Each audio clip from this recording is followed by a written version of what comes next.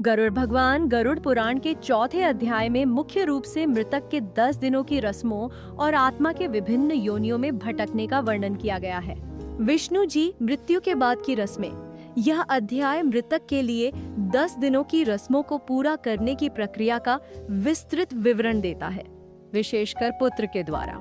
इसमें यह भी बताया गया है कि पुत्र न होने की स्थिति में पत्नी, भाई, रिश्तेदार या ब्राह्मण भी इन रस्मों को पूरा कर सकते हैं। इन रस्मों में किसी मंत्र का उच्चारण नहीं करना चाहिए। पुत्र का महत्व। अनेक पुत्र होते हुए भी केवल एक ही पुत्र इन रस्मों को पूरा करेगा।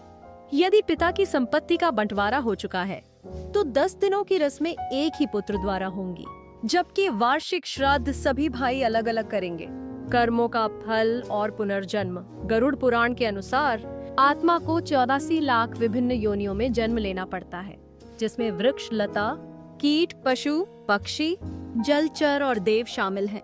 आत्मा को अगला जीवन उसके कर्मों, पापों और पुण्यों के आधार पर मिलता है। पापी आत्माओं का भाग्य। जो लोग हमेशा गलत कामों में लिप्त रहते हैं, दूसरों को दुख देते हैं, दुर्वचन बोलते हैं और हितकर वचनों को नहीं सुनते, वे पापी होते हैं। ऐसे पापी यमदूतों द्वारा प्रताड़ित होकर वैतरणी नदी की ओर जाते हैं और उसमें गिरते हैं। संक्षेप में गरुड़ पुराण का चौथा अध्याय मृत्यु के बाद की रस्मों, आत्मा के भटकने और कर्मों के अनुसार विभिन्न योनियों में पुनर्जन्म के बारे में महत्वपूर्ण शिक्षाएं प्रदान करता है। साथ ही उन पापों का भी वर्णन करता है जो आत्मा को नरक की ओर ले जाते हैं।